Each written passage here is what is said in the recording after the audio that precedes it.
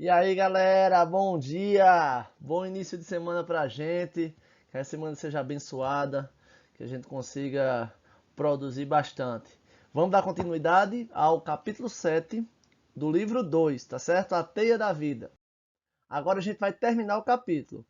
Vamos da página 26 a 34. Eu disse a vocês que a nossa aula a gente tem dividido em 4 momentos. A gente vai terminar o capítulo agora. As 2 próximas aulas vai ser de correção de atividades. Beleza? Então vamos lá. Então, galera, preste atenção. A aula passada, eu estava falando para vocês que o fluxo energético é a passagem de energia, não é isso? A gente vai ver já já que essa passagem de energia ela vai diminuir durante a cadeia alimentar. Mas antes disso, a gente vai ver que a energia ela se transforma. O princípio da conservação de energia afirma que a energia não pode ser criada nem destruída, apenas transformada. Tá certo? Então, há muitos tipos de transformação de energia, como aqueles que envolvem a produção de energia elétrica. Foi o que eu disse a vocês. A hidrelétrica, a massa de água vem, gira uma turbina, essa energia cinética ela gera energia elétrica, tá certo? No meu corpo, a energia química dos alimentos, ela é transformada em energia cinética, que é o movimento, em energia térmica, que é a produção de calor. Então, a energia na natureza, ela vive se transformando. Por exemplo, as termoelétricas, o calor, a energia térmica evapora a água faz movimentar um pistão. Transformação de energia, que a gente já viu no livro 1. Beleza? Então vamos continuar que a gente vai falar de transformação de energia na cadeia alimentar. Vamos lá? Então vamos lá, galera. Como que a energia flui ao longo das cadeias alimentares? Ou seja, como a energia ela se movimenta por toda a cadeia alimentar. Galera, a quantidade de energia na cadeia alimentar ela vai ser expressa em quilocalorias por metro quadrado ao ano. Tipo assim, quantas quilocalorias aquela planta produziu a cada metro quadrado dela ao longo de um ano. Se a planta tiver 50 metros quadrados, por exemplo, a gente vai multiplicar aquelas quilocalorias por 50. Ao longo de um ano vai ser a quantidade de energia que ela produziu. Tá certo? Então vamos lá. A gente está vendo aqui que a quantidade de energia ela vai diminuindo pela cadeia alimentar. Lembrando que o produtor produz energia, que passa essa energia para o consumidor primário, que passa energia para o secundário, que passa energia para o terciário. Então, galera, a gente disse que essa passagem de energia ela é decrescente, ou seja, o fluxo energético é decrescente. Tranquilo? Então, galera, presta atenção. Aqui tem uma representação do fluxo de energia. Toda vez que eu for falar de fluxo de energia ou fluxo energético, é a passagem de energia pela cadeia alimentar, onde o início vai ser sempre pelo produtor. Então tá aqui, ó, energia assimiladas pelas plantas. O que é isso? A planta vai absorver energia solar, tá, e transformar em energia química, tá? Essa energia química, ela é em quilocalorias. Ela é expressada em quilocalorias, tá? Então, ela vai utilizar parte dessa energia, tá certo? Ele deu um exemplo aqui que ela vai utilizar parte dessa energia no processo de respiração. A glicose, lembra, o oxigênio quebra a glicose, produz energia. Essa energia é utilizada. Então, quando ela vai, o consumidor primário se alimenta dessa planta, o consumidor primário não vai conseguir absorver toda a energia que a planta produziu, porque a planta vai gastar essa energia, tá certo? Então, o que é que vai acontecer? O consumidor primário absorve apenas uma parte do que a planta produziu, tá certo? Então, a quantidade de energia ela vai diminuindo. Então, o consumidor primário comeu, se alimentou.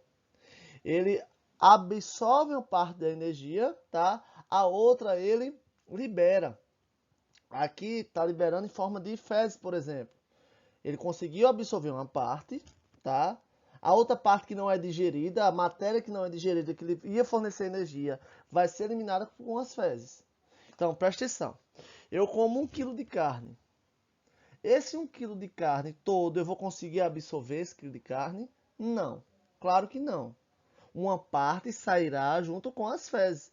Então, aquela energia que deveria vir para mim acabou sendo perdida com as fezes, tá certo? Então ele absorve cerca de 50% daquilo que a planta disponibilizou, tá certo? Você tá olhando aí, se a gente vê a coluna fezes energia assimilada, é praticamente 50%.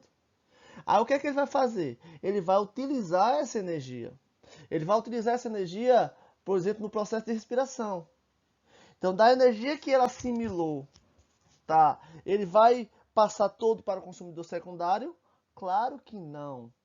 Por quê? Porque o consumidor secundário, galera, vai se alimentar, só que vai comer esse cervo, só que parte do que ele comeu sairá com as fezes, tá? Que é a energia perdida em forma de fezes. E aí, esse animal assimilou a energia, uma parte foi perdida em forma de fezes e vai utilizar o resto em forma de no processo de respiração. Então vai ficar disponível menos energia. Então se a gente observar aqui, ó, o fluxo energético, ele vai diminuindo. Por isso, em um ambiente natural, a gente não consegue, galera, por exemplo, encontrar uma cadeia alimentar muito longa. Porque a quantidade de energia assimilada pelo último ser vivo vai ser muito pequeno. Então o rendimento energético dele vai ser muito pequeno. Tá certo? Então vamos continuar. Então tá aqui.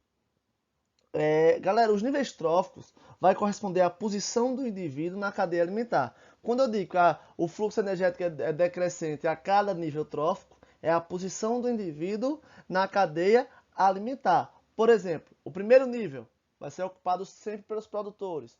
O segundo nível, pelo consumidor primário. E assim sucessivamente até o último nível, o último consumidor vai ser o último nível trófico. Tá certo? Tranquilo? Então, eu posso representar minha cadeia alimentar em forma de pirâmides. Eu posso representar minha cadeia alimentar em forma de 3 tipos de pirâmides diferentes. A mais comum é a pirâmide de energia, que eu utilizo a quantidade de energia como base para eu registrar minha pirâmide. Preste atenção. Então tá aqui. Nessa pirâmide alimentar, tá? Ou pirâmide alimentar energética, eu vejo aqui que os produtores estão produzindo 40 mil quilocalorias por metro quadrado ao ano. O que é quilocalorias? É a unidade medida de energia química dos alimentos. Uma parte é perdida, tá? No caso, quando o gafanhoto se alimenta da planta, uma parte se perde em forma de fezes, a outra ele vai utilizar no processo de respiração. Então vai ficar disponível para ele apenas 600 quilocalorias por metro quadrado ao ano. A mesma coisa com o sapo. Então a gente vê que a base da minha pirâmide é mais larga. Por quê? Porque tem uma maior quantidade de energia. Tá? Cada degrau da pirâmide indica a quantidade de energia, tá, disponível. Então, os produtores, eu tenho 40 mil quilocalorias por metro quadrado ao ano.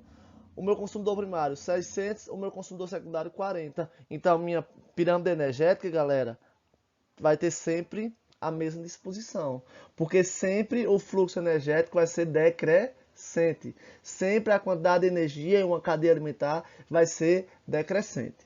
Então, a minha pirâmide energética sempre vai ter o mesmo formato, a base mais larga e vai diminuindo a cada degrau da minha pirâmide. Por quê? Porque a quantidade de energia vai diminuindo. Então, vamos lá. Outro exemplo de uma pirâmide energética, tá? Eu tenho aqui 20.810 quilocalorias produzidas pelas plantas, onde os insetos e as lesmas adquirem cerca de 3.368 quilocalorias, tá certo? Que o peixe só absorve 383 e o outro peixe 21 quilocalorias. Então, isso aqui, galera, porque meu fluxo energético é decrescente. Eu perco energia, no caso dos animais, em forma de fezes e utilizo na respiração.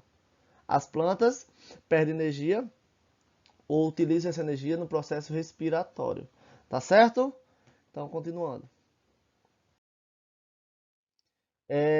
Então, a quantidade de energia absorvida vai reduzindo ao longo dos níveis, tá? Por isso as cadeias alimentares costumam ter um número limitado de níveis.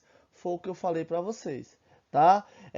Os fluxos de energia muitas vezes não computam a energia assimilada pelos decompositores. Então a gente não computa a energia assimilada pelos decompositores quando aquele animal morre, tá certo?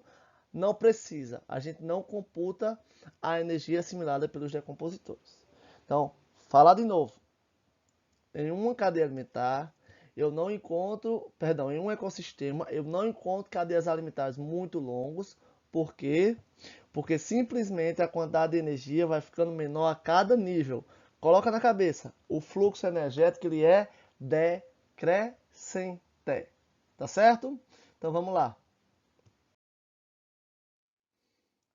Galera, a gente está falando até agora do fluxo da energia, tá certo? Agora a gente vai falar de fluxo da matéria. O que é a matéria, galera? Matéria é aquele que são utilizados na minha estrutura corporal.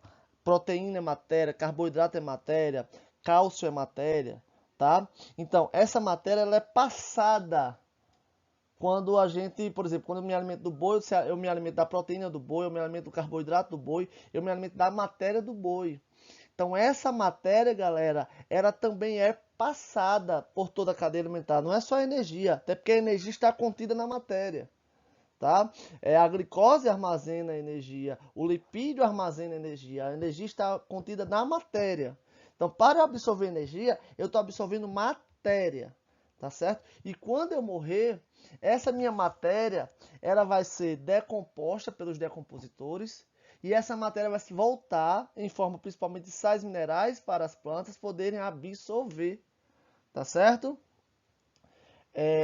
Então, isso que eu estou falando, a matéria, o fluxo da matéria é cíclico. A matéria ela não vai acabar. A energia ela acaba no último indivíduo da cadeia alimentar. A matéria não, porque quando o último indivíduo morrer, aquele indivíduo vai ser decomposto, a matéria volta para o solo, que volta para ser reabsorvida pelo produtor.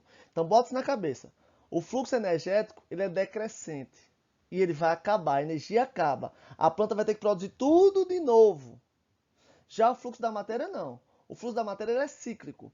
A cada indivíduo que morre vai ser decomposto e essa matéria volta para o solo para ser reabsorvida principalmente pelos produtores. Então o fluxo da matéria é cíclico, enquanto o fluxo energético é decrescente e também unidirecional, ou seja, não volta, tem uma única direção. Então vamos lá. Então a gente também pode expressar as pirâmides ecológicas de duas outras formas. A pirâmide de números, que eu vou representar a quantidade de indivíduos, tá, em cada nível trófico. Por exemplo, eu tenho uma árvore que serve de alimento para milhares de gafanhotos, que serve de alimento para 10 pássaros, por exemplo. Tá certo? Então vai ser um exemplo de pirâmide de números.